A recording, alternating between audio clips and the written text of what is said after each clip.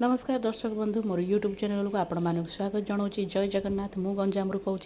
तो मुझे आज बनाऊँगी बंधाकोबी मिक्स घांट तरकारी जो प्राय प्रत्येक गाँव घरे तैयारी हुए।